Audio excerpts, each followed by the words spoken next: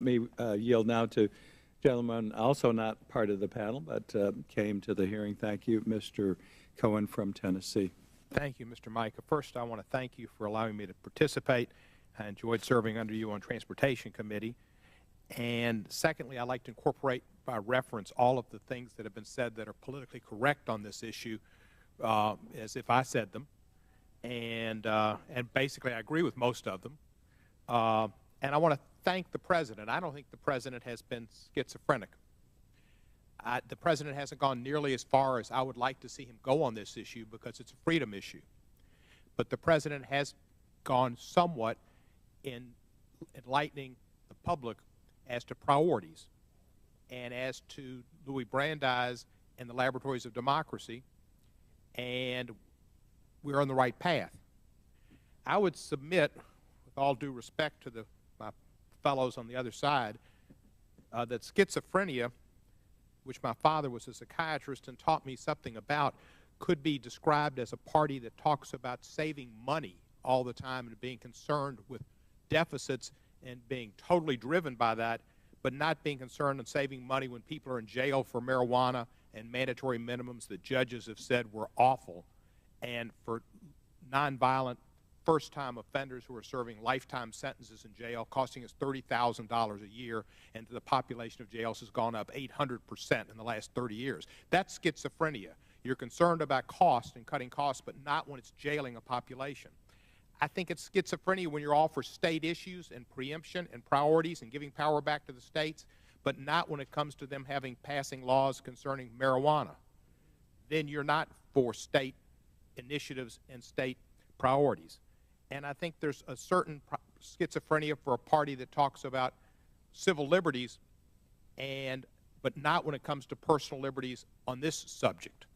So sometimes politics makes strange bedfellows, and whether they're in the same bin as McMurphy or not is another issue to be discussed.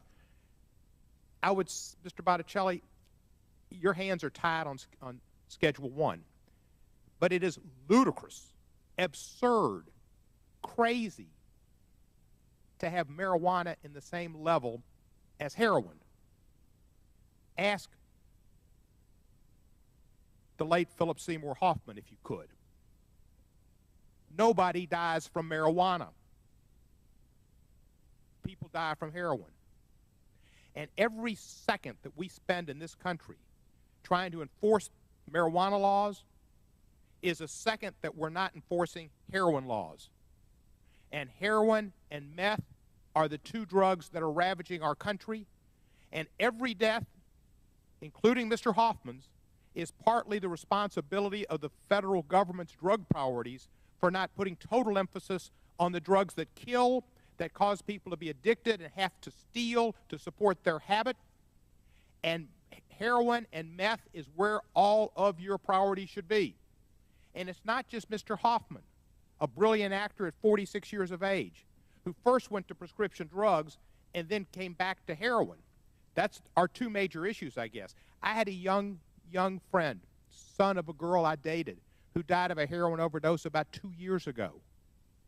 I went to a party in Memphis recently, not Vermont, where the governor spent his entire State of the State hour address talking about the ravages of heroin in his state, but Memphis, Tennessee, where 4 women, give or take my age, well, maybe 15 years younger, sometimes I lose perspective, talked about heroin being a great problem among their children and in the Memphis community, and about another young man who had died of heroin. Heroin is getting into the arms of young people. And when we put marijuana on the same level as heroin and LSD and meth and crack and cocaine, we are telling young people not to listen to the adults about the ravages and the problems, and they don't listen because they know you're wrong. Because as Mr. Mica said, we know a lot of young people smoke marijuana. They shouldn't. Young people should be being young people. The most precious commodity in the world is time. Young people have got lots of time. Mr. Mike and I don't have that much more time. That's just the realities. And when you're young, enjoy being young, playing ball, taking it easy, just doing kids things and learning. And you shouldn't be doing drugs, but they are. And we need to make sure that we keep them alive. We need to educate them. But our efforts ought to be toward meth and heroin. That's where efforts should be. And it shouldn't be Schedule 1. Anybody that goes to jail for marijuana is a crime. When people for possession are taking their liberties away, it's a waste of money, it's a waste of resources, it's a crime committed by our government. There is a cultural lag in this country, and this Congress is a leader in it. My time has expired. I thank the committee for allowing me to express myself. I will participate in questioning and yield back the non-existent remainder of my time. Yeah, I thank the gentleman and thank each of the members for their opening statements. We'll recognize Mr. Cohen from Tennessee. Thank you, Mr. Chair. With all due respect, you should be listening to scientists. I understand the parents who are grieved because their child died of an overdose. They didn't overdose on marijuana. And you're listening to them rather than the scientists? Mr. Botticelli, it may go back to A Few Good Men, the movie, Jack Nicholson. You can't handle the truth. The truth is the drug war failed. Your direction on marijuana is a failure. Get to dealing and saving kids from heroin overdoses. My young 22-year-old friend died of a heroin overdose. Yeah, he smoked marijuana, probably the first thing he did. But that's not why he smoked heroin or shot it up. Maybe he did it because he heard people like you saying they're all bad and they're all terrible and you can't deal with the truth, and tell them, well, maybe marijuana doesn't kill you. Heroin does and meth does. They're different.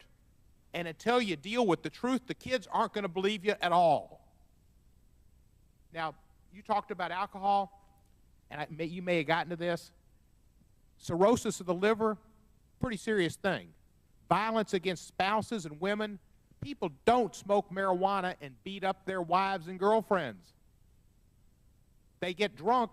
Sometimes they beat up their wives and girlfriends. And I know you've got your statistics. I would debate your statistics. And if you get into your statistics about the amount of people who had marijuana in their system who were arrested, had fatal accidents, I would submit they probably had other drugs in their system, like cocaine or crack in addition to the marijuana, or they had alcohol and marijuana wasn't the cause. Because what I've understand is people smoke marijuana, mostly they drive slower and they look out for the cops. They don't drive fast and wild like people do on alcohol and cause deaths. Maybe the reason there's so many more people smoking marijuana now is because they're not listening. And maybe they're doing the other drugs too. But it also shows that the drug war has been a failure. It's been a serious failure. Harry Anslinger started. You know who Harry Anslinger is, don't you? I do not, unfortunately. You never? Well, you should, because he's your great-grandfather. He started this war in the 30s, and he was tuned out too. And he did it to get the American public had problems, which sometimes I think we still got them, with Hispanics and Mexicans coming into this country. And it was a war on Hispanics and African Americans. And that's when they made marijuana illegal, was in the 30s. And it was all directed at those people. And Latinos are just as much discriminated against as African Americans in disparate arrests. It still continues to this day. It's 85 years since Anslinger started this. And it's the fact that we spent so much time arresting people is sinful. You talked about the overall effects of marijuana. Again, you can't name one person who's died from an overdose of marijuana, can you? Not to my knowledge, sir. Right. And you say the cumulative effects. Do you know people, possibly, or heard of people who smoke marijuana who are corporate giants, run banks, run major corporations? Do you know about these people? Yes, sir, but I also know equal number of people. I know a substantial number of people who also have gone on to develop significant disorders who have smoked marijuana. Again, 1 in 9 people who try marijuana develop a dependency, and we know that particularly those kids who use it earlier in their Kids shouldn't use it. Kids shouldn't use it ever. And at age 18, people shouldn't be arrested for it. Mm-hmm. Maybe it should be 21. But kids shouldn't use it. That's something we all agree on. But the fact is, we need to put our priorities toward heroin and meth. What percentage of your budget goes towards heroin addiction. So I don't think we necessarily slice our budget, our demand reduction budget, based on drugs. Again, our prevention efforts are focused on preventing drug use. Isn't that a mistake when people die from heroin in great numbers that the Vermont governor spends his entire state of the state on heroin use? And we don't distinguish and try to save people's lives? That's when you knock people over at the corner store. It's not to get money to buy a donut because you're high. It's to buy heroin because you're hooked. That causes people to die. Our office in 2011, I think, acknowledged the burgeoning prescription drug and opiate epidemic that we have in the United States.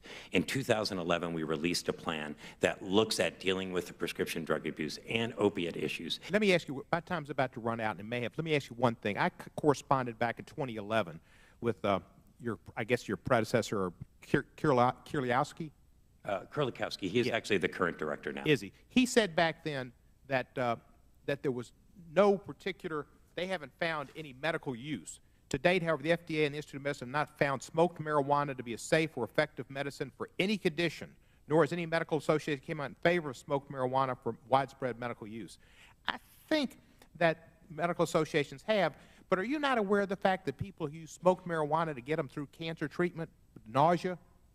I do, sir, and it's never been our office's position to either to arrest people who've been using medical marijuana. I think it's important for us, and again, unfortunately, that the FDA is not here. You know, that it's the FDA process that ultimately determines the scientific efficacy of a. But couldn't you try to influence it? Shouldn't that be part of your job? I had a buddy who was a SEAL. He died of pancreatic cancer.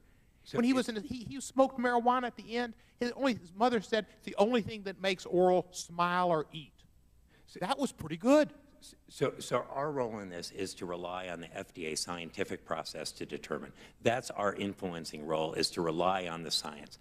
You know, I would also say, and I find it unfortunate, and I think I would ask the chairman to invite Dr. Nora Volkow, who's the director of the National Institute on Drug Abuse, because that's where our policy and our science is derived from. We are a science-based office and a policy-based office. And I think if you listen to Dr. Volkow, who is not involved in a political discussion around substance use and marijuana, she will lay out for you the scientific evidence that. Well, let me ask you this. You are prohibited by law from using any funds to study marijuana legalization for medicinal purposes or any other reason. You're the only office in the federal government that's restricted in that way, and you're required to oppose any scheduling of Schedule I substances, rescheduling like marijuana, that have been approved for medical purposes. Aren't you troubled by these constraints, and don't you think that your expertise should be allowed to be used in study science and contribute to a positive classification of drugs? So I'm not familiar. Congress put that language in our reauthorization, and I'm actually not, I don't know the background of that. Would you support legislation to allow you to participate and to voice your opinion and to use science as a basis for your determination? Well, what I would do is support that federal agencies have the ability to do that. So yours is prohibited by law. Should that restriction not be lifted? Again, I think we'd have to have subsequent conversation in terms of. You mean you think you should be muzzled? I think that it's important that our office not involve itself in terms of given legislation or given activities. And I believe that that was the genesis for that language, that the office not involve itself in state. But the totality of the drug world, you need to participate. And if you realize that medical marijuana, as 20 states have found, can help people with cancer, with nausea, with those, maybe glaucoma. I mean, Montel Williams apparently has some benefits from it. Lots of people do. That you should be able to participate and set our drug policy straight. Your job should be to have a sane drug policy, not to be muzzled and handcuffed. Yeah. From again, my standpoint, I'm happy to engage in fuller conversation, is that that has not handcuffed other offices and other federal agencies who are tasked with that work from investigating. In 1971, Congress created a commission that was headed by Governor Schaefer of Pennsylvania to study federal marijuana policy. That commission came out in favor of decriminalization, but it wasn't put in place. That was 1971. Would you support a new commission to study federal marijuana policy? So I haven't seen that legislation. I'd be happy to have further conversation. Would you? It's a concept. Again, I think we'd be happy to have a conversation in terms of what that might look like. Thank you, sir, and I yield back the balance of my time. Well, I thank the gentleman, and we will have additional questions. Some members weren't able to attend today, and we didn't get some responses from the witnesses that we would like to have for the record. So